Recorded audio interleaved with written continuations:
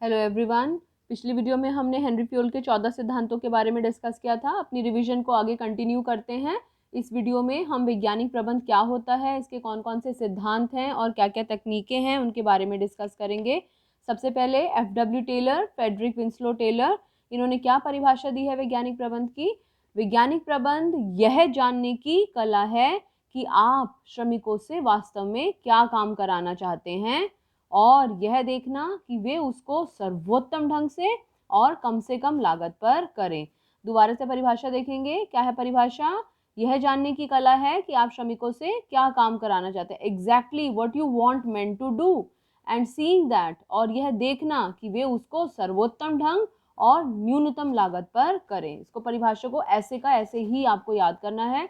अब वैज्ञानिक प्रबंध के सिद्धांतों की बात करते हैं। कितने सिद्धांत हैं हमने वैज्ञानिक प्रबंध के पढ़े हैं? टोटल 4। कितने सिद्धांत हैं वैज्ञानिक प्रबंध के? 4 सिद्धांत। पहला सिद्धांत, विज्ञान पद्धति न कि अंगूठा टेक नियम। अब इस सिद्धांत के अनुसार किसी भी तथ्य या सिद्धांत को केवल इसलिए नहीं अपनाना चाहिए कि कोई और भी अपना रहा है, बल्कि उसकी जांच परख करनी चाहिए और तब निष्कर्ष पर पहुंचना चाहिए कि हम उसको अपनाना चाहते हैं या नहीं अपनाना चाहते। विज्ञान पद्धति का मतलब क्या है? किसी ने कह दिया केवल इसलिए नहीं मानो, अगर आपको वो बात सही लगती है केवल तभी उस बात का पालन करना चाहिए, उस तथ्य का पालन करना चाहिए। सेकंड, दूसरा सिद्धांत, सहयोग ना कि टकराव।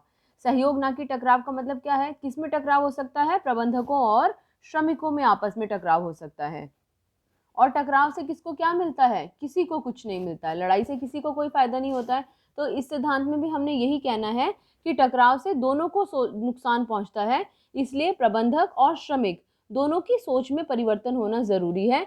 दोनों में एक मानसिक क्रांति आनी चाहिए। मानसिक क्रांति मतलब सोच में परिवर्तन। अब इससे फायदा क्या होगा? कंपनी का प्रॉफिट बढ़ेगा और श्रमिकों को क्या फायदा होगा? अगर प्रॉफिट बढ़ेगा तो उनके वेतन में भी वृद्धि होगी। तो सहयोग ना कि टकराव में क्या कहना है? दोनों को एक दूसरे के विरुद्ध नहीं खड़ा होना है, बल्कि एक दूसरे के साथ मिलकर चलना है। इसमें हम एग्जाम्पल दे सकते हैं जापानीज स्टाइल ऑफ स्ट्राइक का। जब जापानीज अपने संगठन में काम करते समय स्ट्राइक पर जाते हैं तो वो क्या करते हैं? अपने हाथ पर काली पट्टी बांध लेते हैं और अपना काम कंटिन्यू रखते हैं। ऐसा करने से क्या होता है? संगठन का काम भी नहीं रुकता है, लेकिन मालिक को ये पता होता है कि जो श्रमिक है वो किसी बात से नाराज है और स्ट्राइक पर चल रहा है। तो वैज्ञानिक प्रबंध के 2 सिद्धांत हमने पढ़े। पहला, विज्ञान पद्धति ना कि अंगूठा टेक नियम, क्योंकि किसी ने कह दिया सिर्फ इसलिए नहीं मानना है, जांच परख के उसको माने। और दूसरा, एक दूसरे के विरुद्ध नहीं खड़ा होना है। मानसिक क्रांति की हमें यहाँ पर बात करनी है, सोच में परिवर्तन लाना है।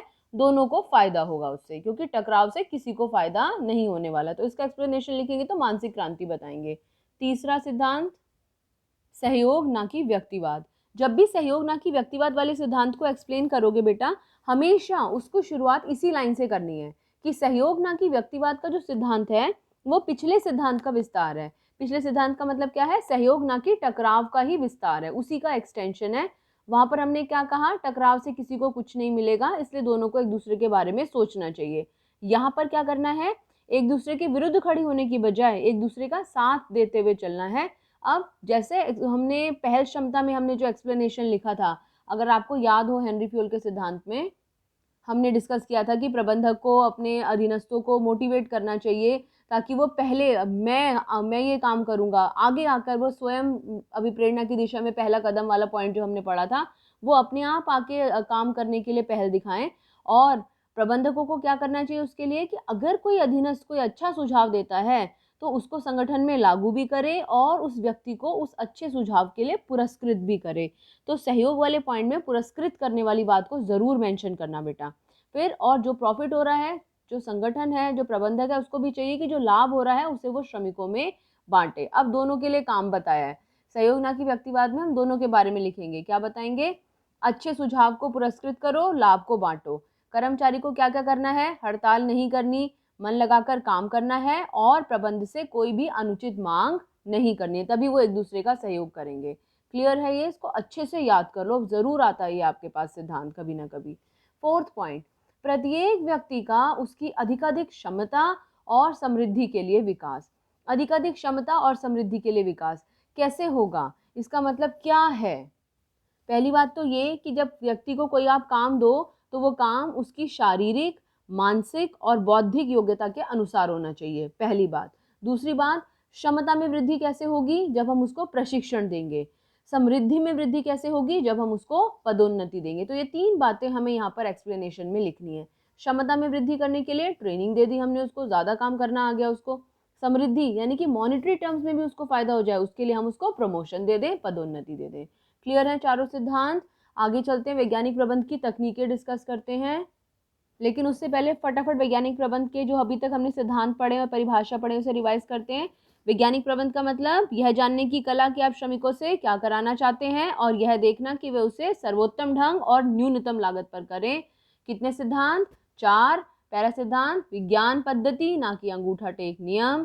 दूसरा सिद्धांत सहयोग ना कि टकराव, प्रॉफिट को बांटो, मन लगा के काम करो, मानसिक क्रांति को एक्सप्लेन करना है यहाँ पर। तीसरा सिद्धांत सहयोग ना कि व्यक्तिवाद, प्रबंधक को क्या करना है? अच्छे सुझावों को पुरस्कृत करना है, लाभ को बांटना है।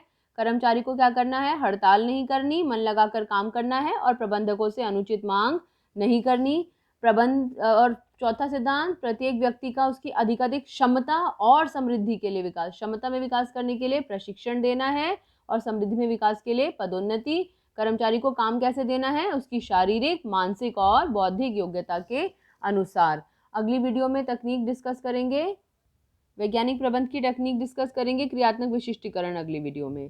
Thank you. तब तक इसको बहुत अच्छे से याद कर लो सिद्धांतों को।